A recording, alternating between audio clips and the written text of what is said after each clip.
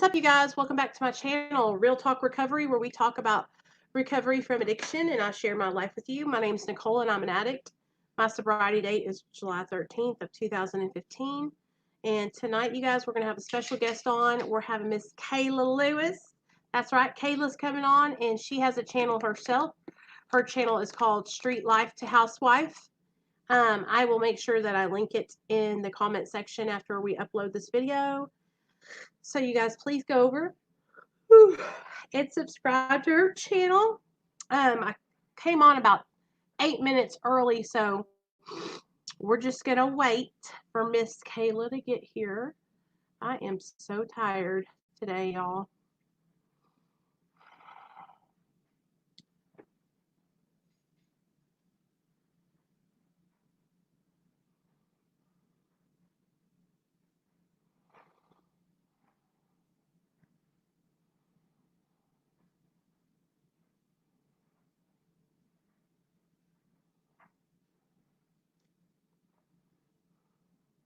Hey, Deidre.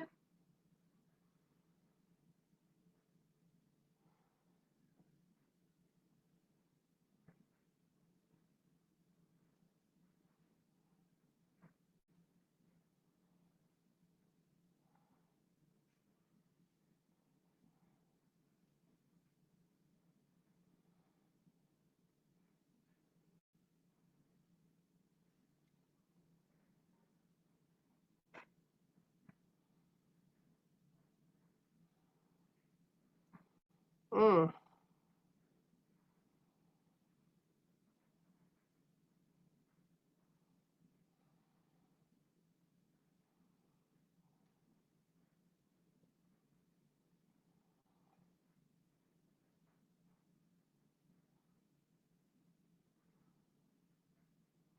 Did you know that I'm looking up a bunch of Real Talk recovery stuff?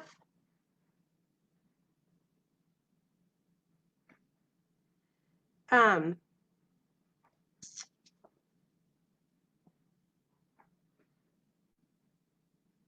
I can't believe this. Hey, Felsie. Oh, it's okay, girl. Don't worry. I do it every Sunday at 5, so don't worry. No big deal. You'll catch the next one, okay? Girl, you know I got some tacos. Me and Nate went down and got them right after I got off the phone with you guys. Oh, hey, Reaper Man. Yes, for anyone that joins Patreon, do not worry. If you miss, here's the thing. I'm going to do those Patreon only live streams every Sunday at 5. So if you can't make it to one, that's okay. I'm going to have them every Sunday. So that way, you guys, if you can't make one, you can make the other. Yeah, buddy. Is your dad home? No.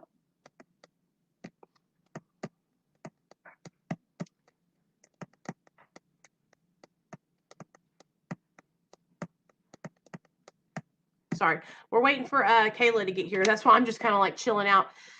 Oh, I'm tired today, y'all. I gotta go. I have to work all week long, and it's going to be hard work because it's close to Christmas time, and I work in retail, so y'all already know it's going to be crazy.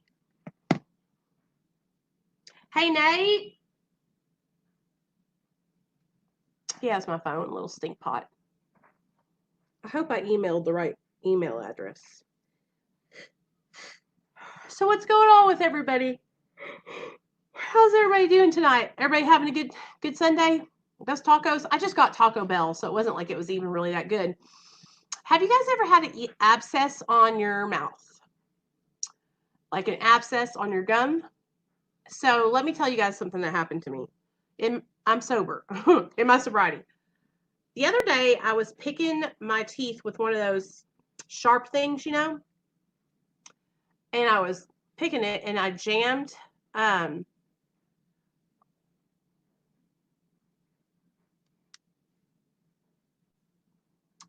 was crying in that video too, girl. I was just overwhelmed, but I'm okay now. Sometimes what happens to me is I will be burning the candle at both ends, and then I'll get overwhelmed, and then I feel guilty because I feel like I'm not doing enough, and then I feel horrible. But it's not that I don't do enough. I'm going to tell y'all something right now.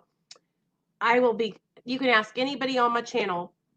I do more than any other YouTuber I know, as far as like talking with my subscribers and giving my phone number out and actually answering the phone and actually answering text messages and actually like interacting all the time. Like I do that. I love it though. Like it's not anything I don't like doing. Um, but what happens is I'm like the kind of person that like when you guys are going through something, let's say you call me and you relapsed or something, and I talk to you and we stay on the phone for like an hour or something, and then I let you go. What happens is I feel that pain, and I carry it around with me. And then so what happens is it's like I don't know how to explain it any other way is that I get emotionally drained. It's not even so much like physical tiredness. It's like emotional tiredness, because I really do I get involved. I get emotionally involved in a lot of you guys' lives, and I worry about whether or not you're staying sober, and I think about if you're okay when you don't show up, and if I don't see you coming around, and I think about a lot of people like that, But I'm doing better with it. I'm learning that I can't do that. I can't save everybody's life. I can only be here and suggest things, and I can't make people call me. I can't make them, it has to be if they want to. I know, girl, I'm usually so hyped, but it's like whenever I hit this tired wall, like I've been hitting lately, the last 2 days, I have been so tired. I fell asleep last night at 7 o'clock, y'all. And I always come on a live stream in the evening. I always come on. But what happens is I get to sharing and then I get all emotional and I start crying. It's a lot of emotion, But I like doing my videos. It's something that really helps me stay sober and it helps me stay accountable and I really enjoy it. So I would be lying to you if I said I didn't enjoy it. Okay, hold on. I got to see if hopefully I emailed the right email. Hold on, let me go get my phone so I can see if I emailed the right email. Hey, Nate, let me see my phone real fast. Nate, I just have to see it.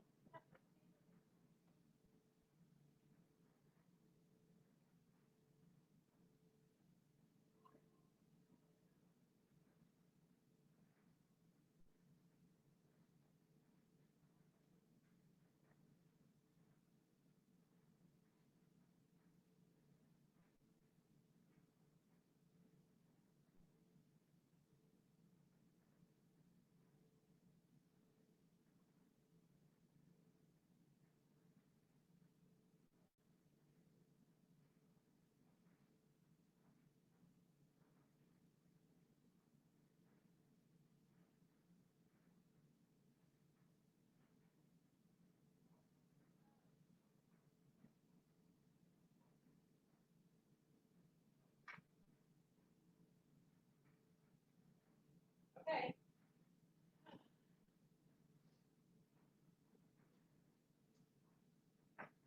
Sorry, guys, I'm kind of street life. Okay, here I come. I have to send it to a different email. Sent it to the wrong one. Okay, here I go.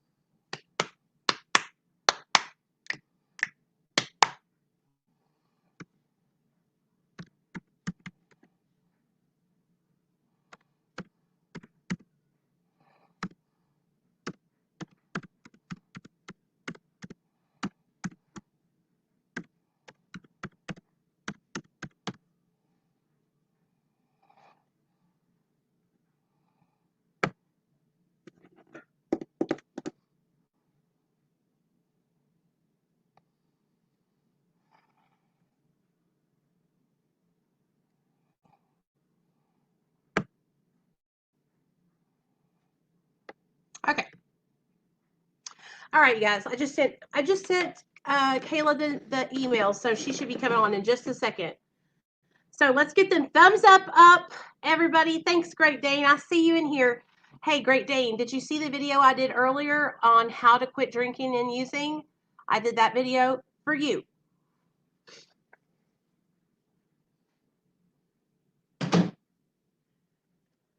Ouch. Oh, God dang it. Almost fell over.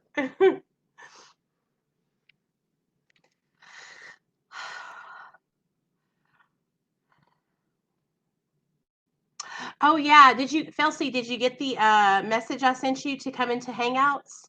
I sent you a link in Patreon so that way you could come over to the Hangouts. Well, Great Dane, if you go back one video, I made a special video for you called how to quit drinking and using, a guide to staying sober. I think that's what it was titled. And it was really good. And we had a bunch of new people coming in. So yeah.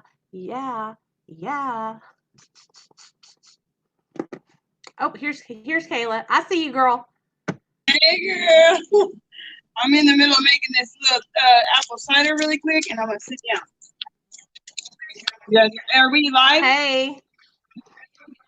Yeah. Here's my Christmas tree my girls decorated. Oh, it looks beautiful. I love it.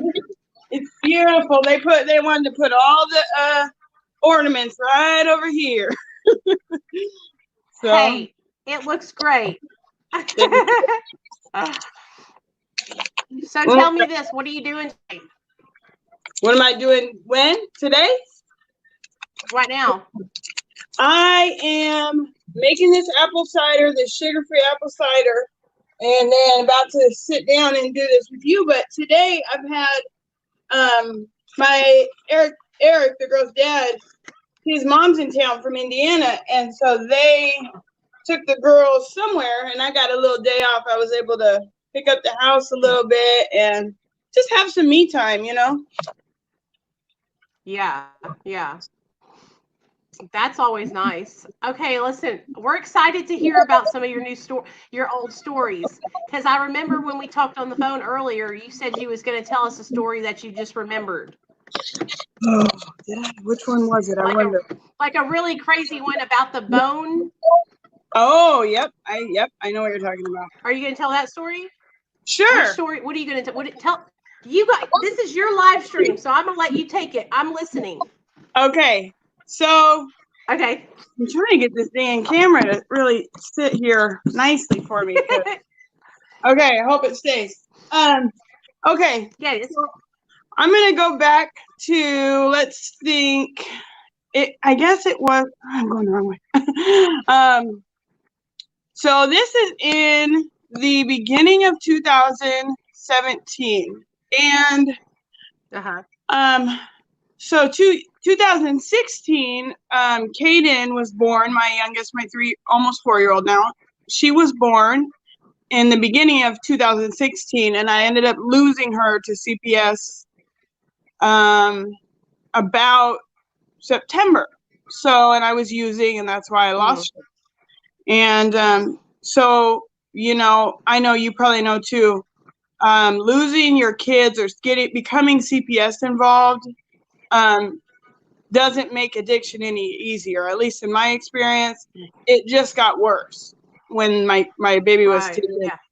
You know, because at that point I already had one child in foster care, but they were living with my grandma, but CPS care. And so CPS had given me a chance with Kaden, and I was doing well for, 6 months, and they were talking about giving me my older child back, and then I lost it all and started using. And I remember then this is when I knew I didn't fight with CPS, because I knew this wasn't good what I was doing, because I was living at a clean and sober house with Kaden, and I was using, and they knew I was using, but they couldn't prove it because I kept giving fake take UAs to them. And but they had put me on a contract and said, if you're not home by 10 o'clock, we're going to lock you out. So I was with Kaden in a stroller. It was raining, and my dealer was late. And it was like do I stay and wait, or do I go home on time so that we have a roof over our head? And I called their bluff. I was like, they're not going to lock me out with the baby, you know? And so I showed up late, and the door was locked. And I banged on that door for a while, and they were not opening the door. So, and this is when I knew things were not going to turn out well, because I pushed my baby around in a stroller in the rain all night. I had a garbage bag over the stroller, and I pushed her around, and I went from house to house, you know, and I thought in my head, in my addiction, I thought, you know, I'm doing the best I can. But, you know, looking back, that's not enough. It just wasn't enough. She deserved more from me than that, you know? So shortly after that experience, you know, I stayed, I got kicked out of that clean and sober house. And then I ended up losing my child about 3 weeks later. And things went really downhill after that. And I was, you know, Eric and I were staying in a hotel, the same hotel that we had been in. It was a regular hotel we stayed at. And we were just, you know, in the thick of it, right? And I remember one night, Eric fell asleep, which was very rare. Eric rarely went to sleep. Eric always was up. He was. It was like, and I mean, I'm somebody I used almost 10 years longer than him.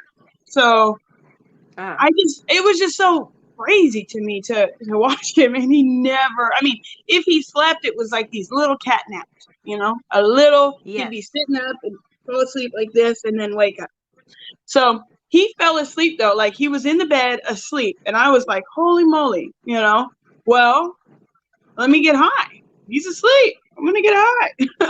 And it wasn't, Eric and I were really good about this. You know, I knew quite a few couples who would like fight and like about how much you've got and you're stealing this from me. And, you know, it was like what was ours was ours. So it wasn't like I was sneaking away to get high, but it was just like, that's just what I was doing. I didn't want to sleep, and he was. So I went to the bathroom, and for the last 10 years plus, I hope this isn't too like vivid for people who I don't know if this would be, but I am a shooter, intravenous user, and I never used in my arms. This might make sense to people, but I shot in my fem, which is your femoral vein. It's on your legs, right here. Oh, right here? Yeah. So I always shot there. And, you know, obviously I'm not going to show you guys now, but to this day, 2 years clean, I have holes in my legs this size from shooting in the same place for so long. So I've always shot long, there. Yeah, for so long. That's why I don't have any like track marks or anything, because I never shot in my arms.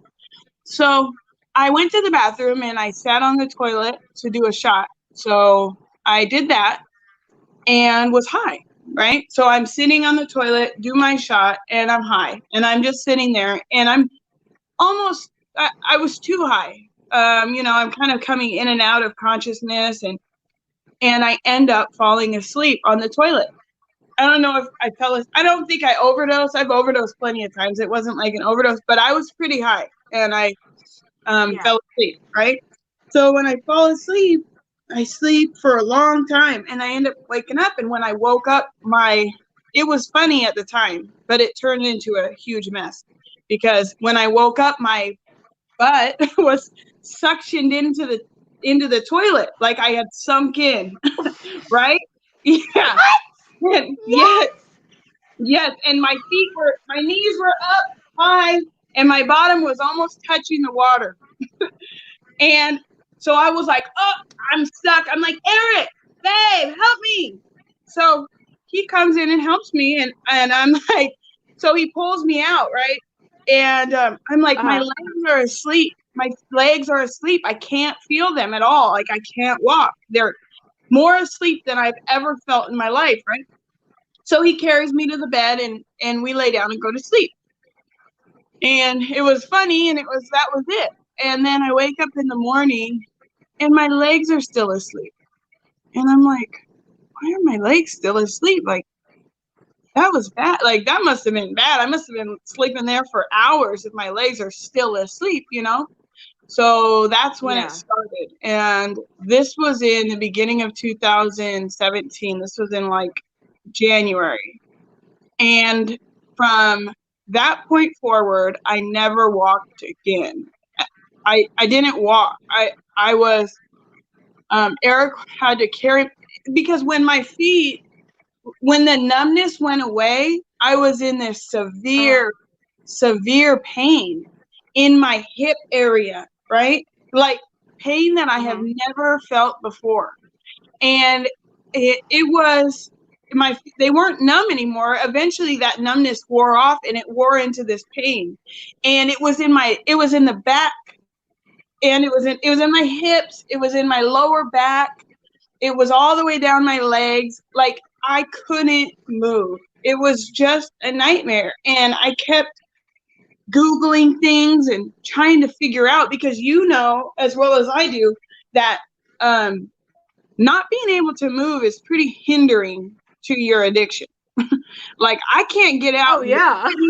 Yeah, I can't go out and get money. I can't steal from stores. I can't meet anybody. So basically all of the weight now is on Eric, which Eric's a hustler. He made it work, but we were a team. And so this was like a huge deal to us. Like it was like I spent so much time on Google trying to figure out what the heck is going wrong with my legs. Why can I not move? Why am I in this pain? And but the last thing I want to do is go to the dang hospital. I'm not going to the hospital. I'm not, just go to the hospital so I can leave AMA. Like, I'm not going. They don't have what I need there, and I'm not going to be able to sit in there and talk to them for hours on end. And I've got an addiction to take care of, So I was doing my Google research, and I came to the conclusion that I think I pinched my sciatic nerve, right? And so it says on Google that over time that will work itself out. Usually that's what I was reading. I don't know if that's accurate now, but that's what I thought was going to happen. And so I dealt with that pain. This was in January, and now we're into February. And I think it was in the end of February, I decided I'm going to go to the hospital, because it was day to day. It was just getting worse and worse. And I had my grandma, I called my grandma and told my grandma something was wrong. And she came and brought me a walker. And I was using a walker to get around, just to go to the bathroom, because before I had gotten that walker, Eric was having to carry me to go to the bathroom every time I had to use the bathroom, and he would hold me up because it was so painful to sit down like that. And it was just a nightmare. And so I go to the hospital, and they say that they need to do, CT scans and MRIs and all of this. But the thing is, when you do an MRI, you have to lay flat on a board, and you have to be able to hold still, right? But my body was curled up. I could not lay flat on this board. And they wanted me to lay on this board for an hour and a half, because they said they needed to do 6 different images and all of this stuff, right? And I'm not cooperative. I mean, I'm trying to be, but they're asking too much of me, is what I felt like. I'm like, I can't do what you're asking me. Sedate me. If you want to do all of that, you need to knock me out, because I'm in too much pain. And they wouldn't do it. And, they knew I was on drugs and all of that. And so I tried to do the MRI. I was only able to lay there like that for 25 minutes. So when they were done with the MRI, I said, I can't do any more. Just tell me that what you have based off the images you've gotten, right? And they say, well, we don't know what it is. We weren't able to get a clear look at everything, but you probably did pinch a sciatic nerve. And so I said, okay, well, I'm going to go home and deal with it then, right? And at that time, the hotel we stayed in, we were really close with the manager. She was a sweet, I think she was a Korean lady. She was just the sweetest, though. And she took me to her chiropractor. She paid for it, and she took me to her chiropractor and said, because she was concerned, you know. So she takes me to the chiropractor, and the chiropractor's like, well, you know, we'll try and help you, but we're probably going to need to do X-rays, and come back next time and we'll do some X-rays. And I never went back, and so we're into March at this point. So this is 3 months now that I've been paralyzed, unable to move, and just a nightmare. And so the hotel that we were staying at, that we were close with that lady, ended up getting raided. The whole hotel got raided, right? And Eric was on DOC, so we saw them coming, and Eric ran. He hopped out the back window, he ran, he got away, right? But I'm left there in this paralyzed state, and the police come and they tell me, you have 30 minutes to pack your stuff. Both, we're boarding this place up. You have 30 minutes. And I'm like, I can't move. What do you mean I have 30 minutes? And they're like, you have 30 minutes before we board this place up and you're going to lose everything. And I'm like, what am I supposed to, they told me, the police told me, they said, look, you're not in good shape. You need to go. Let us take you to the hospital. Because I'm wheeling around in my walker like, you guys aren't taking my clothes. No. Right. Like, because when you're homeless and these are your items, that's all you have. And it's like you grow attached to this stuff. And so many times people will steal your stuff and it's just like, you don't want to lose your stuff. I don't know how much effort and emotion I spent on my stuff, because that's all you have, And so they were encouraging me to go to the hospital, and I was like, I can't go. And, they were like, well, call somebody to come help you. And I'm like, I'm calling Eric, but he's on DOC. He has a DOC warrant. He can't come back and help me. He just can't. He's going to go to jail. And the police end up telling me, they're like, listen, if he has a warrant or something, just tell him we won't take him, but you need to get out of here. But, we all felt like that was a setup. So we were just like, let's figure out some other way. Eric's not coming back so that they can take him to jail. And, a friend ended up coming. One of our friends came and helped me and took us to a different hotel, right? And we were in that different hotel for like a week, and then we went to his sister's house. So when we get to his sister's house, she has kids who we're close with, and I would never forget, his little niece kept saying, Kayla, come on, let me help you try and learn how to walk. And I would be like, sweetie, I don't want to, it was too painful. And she'd be like, no, I can teach you, watch. And so I remember vividly, because I just remember vividly that I got up and tried to walk with her. I think she was like 8 at the time. And I got up on my walker into the living room, and she put her arm around me and I put my arm around her, and she tried to help me walk. And I was taking a couple steps. And when she started to like loosen her grip and I tried to take more steps by myself, it felt like the bones in my hips were going to pop out. Like the worst pain ever. It was like I could feel it breaking my hip bones. So eventually, long story short, is that Eric ended up telling me, Kayla, if you can't walk by Monday, you're going to the hospital. And I'm like, okay, this was a Friday. I'm like, okay, I'm going to practice all weekend, and I'm going to be able to walk.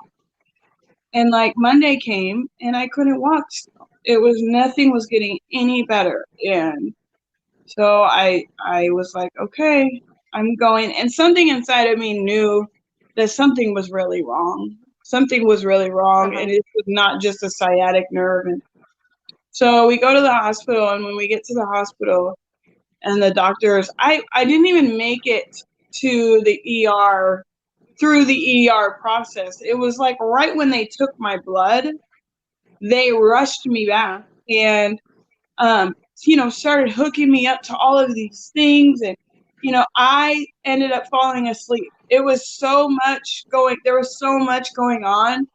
It was like I just passed out, fell asleep. And when I woke up, I was in the ICU at this hospital in Tacoma.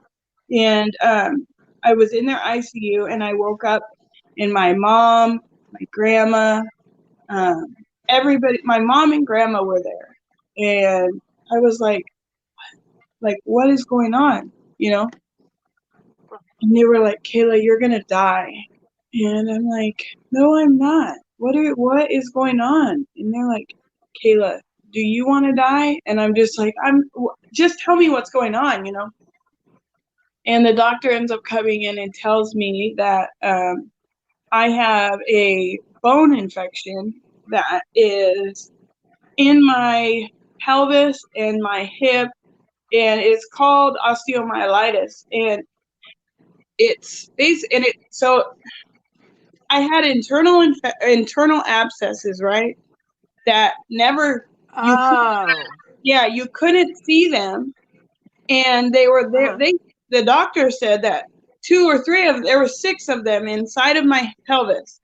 That when it went in and missed, it landed on my bone and then sat there and festered for it.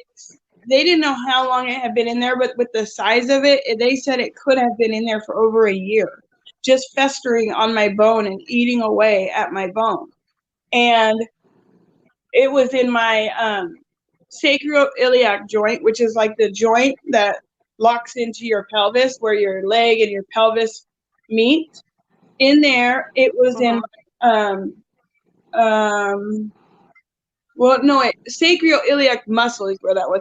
Anyways, it was all over in my pelvis and my hip on both sides, but mainly on the left side. And also I had these internal abscesses that just sat there and festered in my body and never, normally people get an abscess and it comes to the surface, they'll lance it and it goes away. These were inside because of where I was shooting and how I was shooting. They landed on my insides, on my pelvis and bones, and just stayed there. So, so that was going on. And of course, then I had a staph infection in my blood. They thought I had MRSA. And when I ended up going to they thought I had MRSA, and they were saying that they were going to need to amputate my leg at the hip because of how bad the infection was. There was no treating it. The infection had spread, so they were going to need to amputate at the hip. And they told me all of this, and all I was thinking about was, I'm about to be dope sick. I'm about to be dope sick. You guys, you guys give me anything to help my addiction? Because that's what's really wrong with me. And they said, no, we are not willing to give you. There's the hospitals out here. There are hospitals that treat addiction in one way, and then there's hospitals that treat addiction in a completely other way. And this hospital was one that didn't offer methadone, didn't offer Suboxone, didn't offer anything for people coming off of drugs. They just wanted you to come off of the drugs. The fact that you were in pain and you were that's inhumane, to have you sitting there in pain with no medication to help your pain. So, well, they gave because you're an addict, but you and I both know that's not going to help. They need to give you more of the They were giving me probably gave you like or something like that, and I was like, what the hell is this? I'll chase my whatever with that. Like, that's Vicodin. I did that 15 years ago. It's not gonna help. So, but they weren't really what I wanted. I was like, can you guys put me on methadone, please? Because I'll tell you this much. I kept telling them, I'm not going to stay in this hospital if I'm not getting something for my addiction. Like, I don't care what it is, but something to keep me well. And at that point, methadone was what I wanted them to give me. They were unwilling to give it to me. So I told them, I said, well, I'm leaving then. And they said, well, you can't walk. And I said, I haven't been able to walk for the last however many months. I can make it. I'll be fine. And my mom looked at me and said, Kayla, you're going to lose your leg. And I said to my Mom, I don't care about a leg. I just want to not feel like this.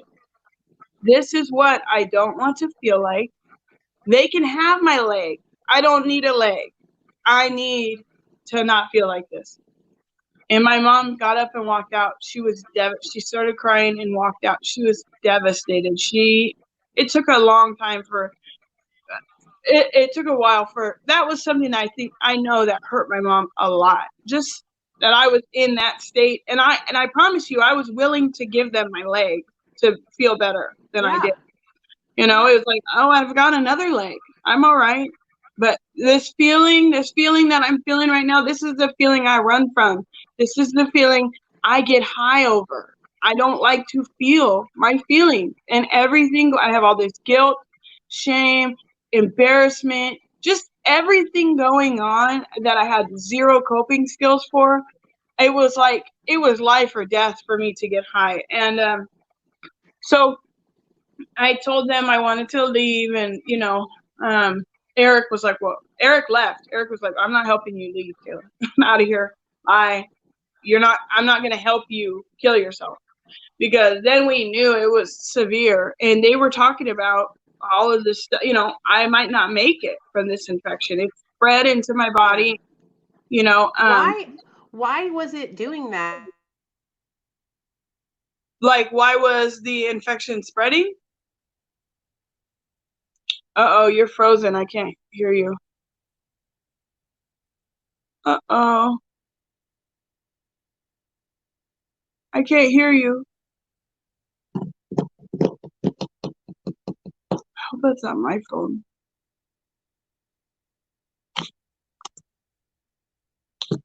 Chat. Can't hear you.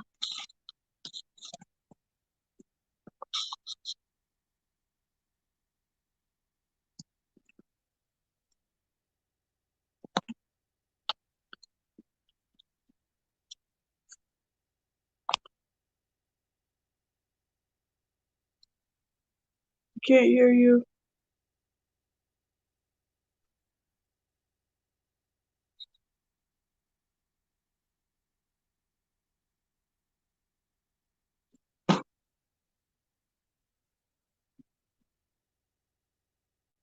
Where's my other phone? There it is.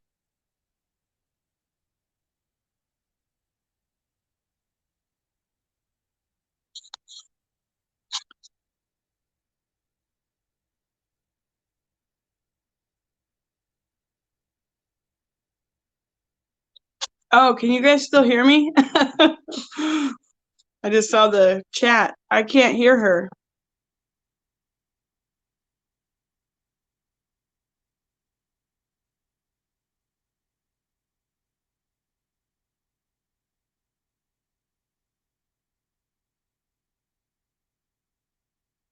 Kayla. You still there? Yeah, sorry. I'm here. I was like, what is that? No. My Wi-Fi will just it just drops out of nowhere, and then I'm like, can I ask you a question? Go ahead. Why do you think why did you get an infection? Is it because in that vein right there? Is it because it's so deep in your leg? I mean, I don't. Yeah, I think the reason I got an infection is probably because, frankly, not all the time. I wasn't always using clean needles, number one. Right. And so bacteria was obviously, and it wasn't even like I'm sharing needles. It was that, Eric and I definitely shared needles. And, I'll talk about that in the future about getting Hep C. And then I finally I had Hep C, and then I did all of the treatment to get rid of Hep C.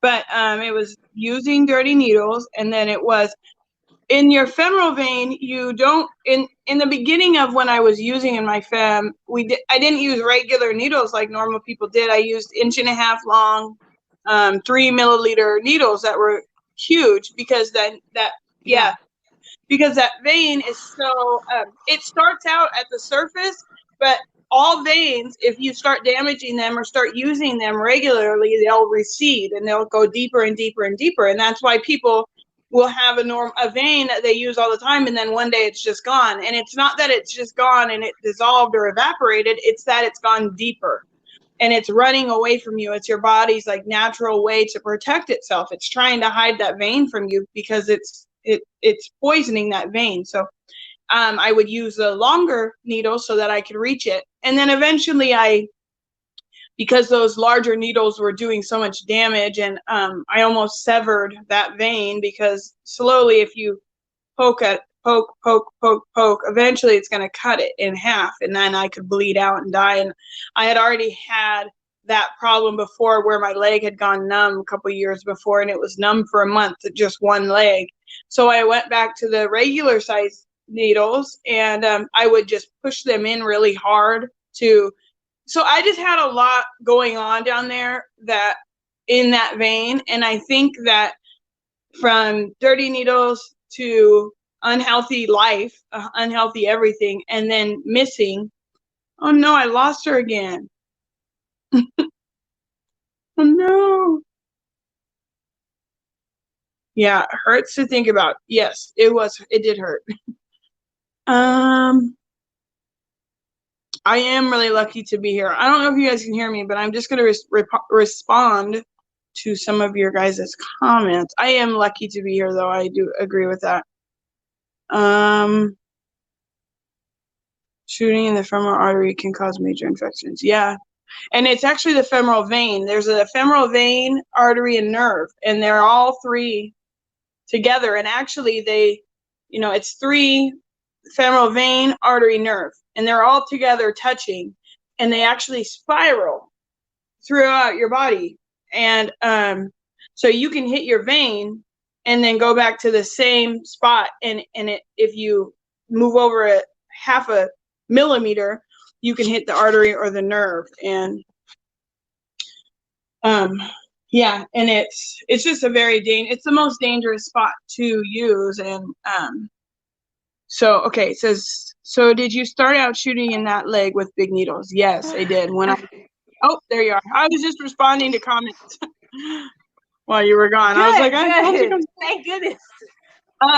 Here, let me finish this question they asked really quick. It was, did I start shooting in my leg with big needles? And the answer to that is yes, I did, because I had used in my arms and hands for like 6 months in the beginning of my addiction. And then it was such a struggle. I've never had good veins. And somebody I knew was using in their fem, and they would use within 10 seconds. It was like they would do it with their eyes closed. And so I asked them to show me, and they showed me and gave me the needles I needed. And that's how it started. So anyway. Is it an artery or is it a vein? No, that's another question I had just said. There's actually 3, there's the femoral vein, artery, and nerve, and they all 3 are touching. So it's like this. They're all like this, right? And then they spin throughout your body. So it's like a braid almost. And they go from your toes, your feet, all the way up to your heart, right? And so you're supposed to hit the vein, but obviously if they're all touching and braided, it's very easy to hit your nerve or hit your artery. Hitting your artery is dangerous. You can die immediately from hitting your artery. And I've hit my artery numerous times, and you're hitting an artery because your body will feel like it's on fire. And it's a excruciating pain. And but it's just a very dangerous place to use. Anybody it's the worst. There's people who hit in their neck, and I hit in my neck before too, but your femoral vein is very dangerous, because your femoral vein is a vein that if it's damaged, or if, like people who get shot in their leg, if it hits their femoral vein, they bleed out within minutes, and I was using such large needles that after, I would have to put pressure on after I used so that I didn't bleed out internally, because it's just, it's just a dangerous spot. But there was once I used there, I couldn't, not that I couldn't use anywhere else, but I got more high using there because it goes straight to your heart, that I was never willing to sit around and try and find a vein somewhere else. It was, I used to shoot up it's so embarrassing, in my breasts, like right here on my chest. Oh yeah. You have these, like, especially after you've had a kid, you have these huge veins. And all I would have to do is go like this and be like, bing! And it was like, oh, I know that now it's so embarrassing because I think about it. I think about it and I'm like, oh my God, how desperate I was to shoot up. And Neil was shooting up. He would do it in the crevice of his leg, and I never understood why. But now I understand. I would have never even known there was a vein there to shoot in. Now I've tried to shoot. I've shot up in like my ankle and stuff, like on the side over here, or like in my hand by my thumb. But I've always had like really good veins in my arms. You can't even see it from your body. You just have to put your hands by your crotch and feel for it in your body. If you put your hand next to your crotch and then you feel for it and you can find it, it feels like a big tendon in there, because it's the largest vein in your body, and it's about an inch. Wow. It's about this big, around. So it's a big vein. You can feel it, and you almost, when I first felt it, I thought, there's no way that's a vein, but it is. And it's just very, it almost steps up using, because now when I started using there, I took away the frustration of trying to find a vein every time, because once I used there and then I ended up getting holes there, I don't have to look, I don't have to have a light on, I can just feel and go.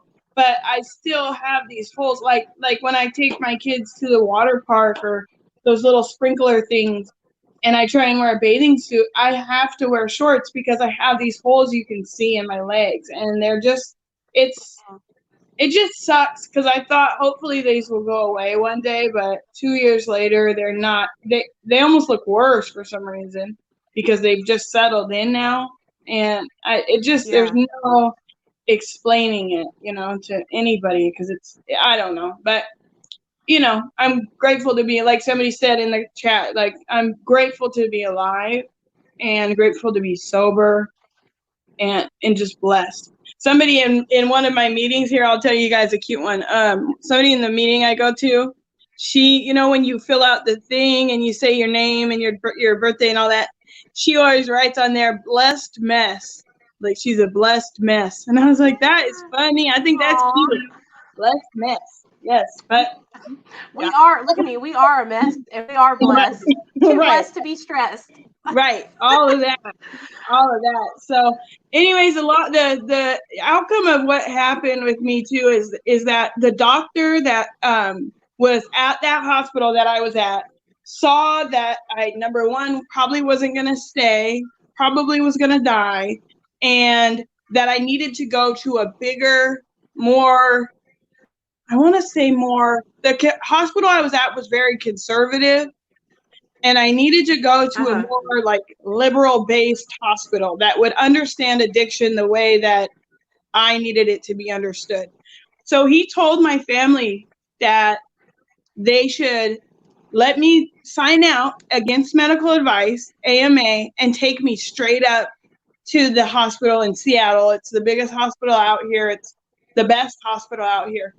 And because since I was in their system, they can transfer me, but it's a long process. It would have taken a month to get me transferred over there. But if I go in there and admit myself in there myself, then they'll take me in. So that's exactly what we did. We drove up there and I got in there. And the minute I got to their ER and they pulled me, and mind you, at this point, I had convinced Eric to bring me drugs one time a day, every day, so that I would stay in the hospital.